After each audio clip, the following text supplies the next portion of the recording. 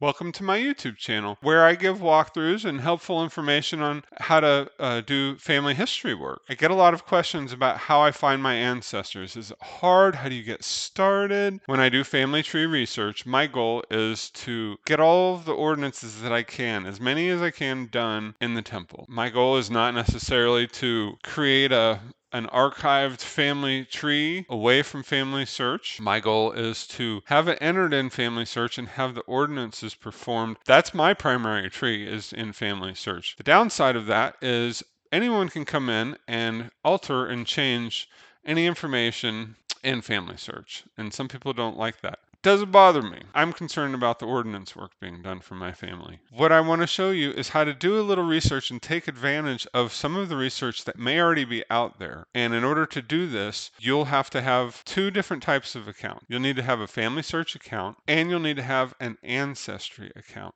Now, if you're a member of the Church of Jesus Christ of Latter-day Saints, you're entitled to a free Ancestry account. You'll want to link Ancestry account to the FamilySearch account, and they play very nicely together when you do that. So I'm going to give you the basic instructions on how to do that. I'll have the links in the description on how to do that. And then I'm going to show you how to use these links with the push of a button and look at research that other people have done. And I'm going to show you that with my own family tree. So I'd love to show you how that's done. I've clicked up here in the top right where it says Brother Michael Fowler. I go to permissions. As you can see, I have 5 different websites attached to my FamilySearch account. One of them is Ancestry. First thing I did was I went to this website. This gives you brief instructions. I'm not going to go through this. I already have mine linked, but it gives you instructions right here how to do that. It gives you a tab.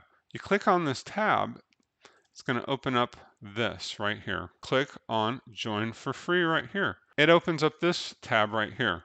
You click Join for Free, and you just follow the prompts. It's very simple. Michael Russell, my 9th great grandpa. And so now I have Michael Russell. I'm going to view his tree. So now I have Michael Russell in the center here, and I'm viewing his tree. So now what I want to do is I want to switch the view from landscape, and I want to go to descendancy, and watch what this does. I have Michael here, and then you see on the right here, I have these little boxes. These temple boxes will tell me at what stage the ordinance work is. Once I click on the box, it'll pull it up.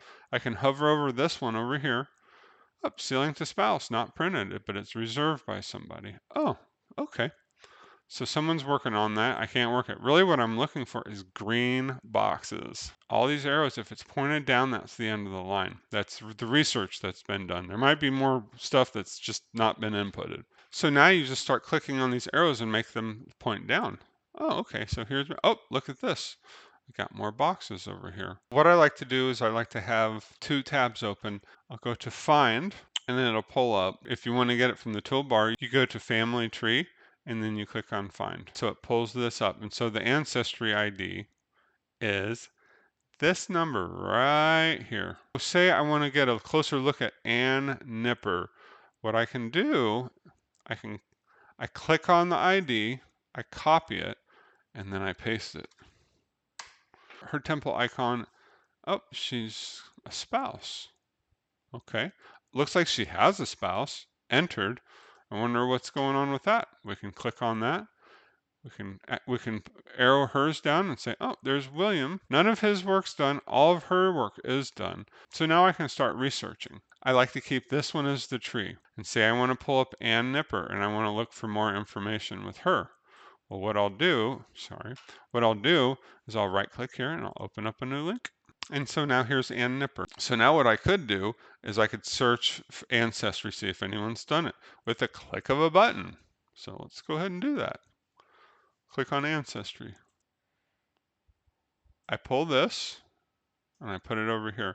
So now I'm looking at it side by side. And if I ever lose track, oh, Ann Nipper, am I directly related? I am. She's my great aunt. So we have Ann Nipper. So let's say, okay, let's check Ann Nipper out here in Ancestry. And I can just compare it. So there's Edith. There's Ann. Looks like Ann. There's a male and there's a female Ann. But anyways, I can compare it. And then the goal is always the goal is to seal the families together and not to stop until the families are sealed together. And they're not sealed, and his work's not done, and all of her work is done up to that point. So I'm looking for evidence that she's married to William Jenkins. I don't have any evidence of that here. Well, I don't find anything. So what I can do is click out of here. We can go to William Jenkins, and we have him pulled up right here. We have no sources. We have a memory. Let's check that out. Looks like somebody did some sort of research. So let's look at this. Let's see what they have. Okay, this is an 11-page document that someone has attached. So here I have this PDF pulled up, and I looked through it, and I'm looking for evidence that an Ann Nipper married William Jenkins, and there's no information here. So look, check this out. I found it in this document on page 3. Whoever uploaded this, they have a date here, John T. Nipper by deed. Okay, here's John T. Nipper. Gave William Jenkins to wife Ann, which is John's daughter. This matches exactly. William Jenkins, Ann Nipper. Oh, here you go. And it says, on the date of this transaction, the 28th of August, 1732, John's daughter Ann and William Jenkins were married in Brunswick County. Boom. There we go. We have a marriage date and a marriage location. Now, what we can do, all we have to do is enter. See how excited I get? So now all we have to do is we need to enter the marriage information for these two individuals, and William's information, which is now yellow, and it says, hey, you need more information, you need something, or marriage, it says you need a birth date, death date, something, or marriage event, and boom, we have a marriage event. How exciting is this?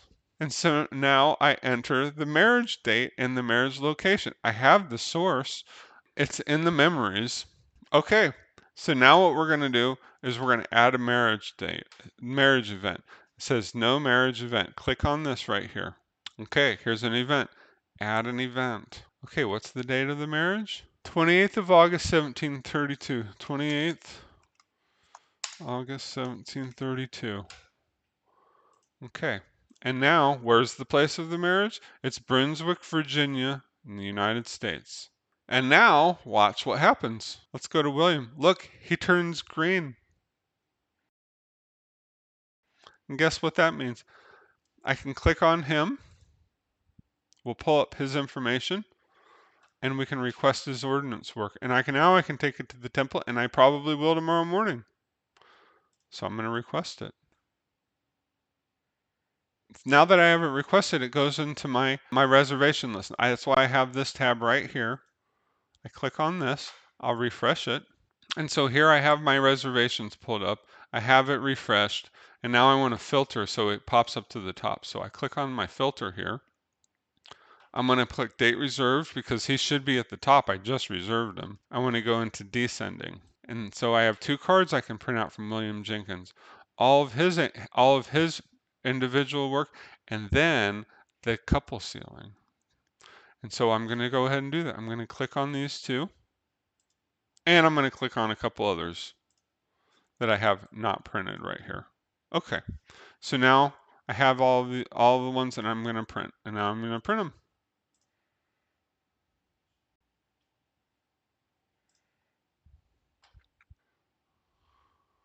Okay, so now I have my names printed. I'm cutting them out. Pretty excited about it too.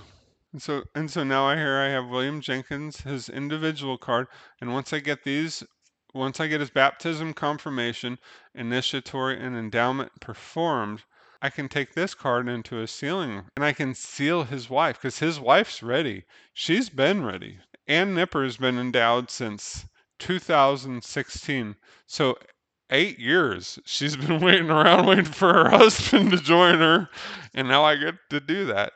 Maybe I'll do it all tomorrow. I probably will. I hope this inspires you and this helps you. I hope this video helps.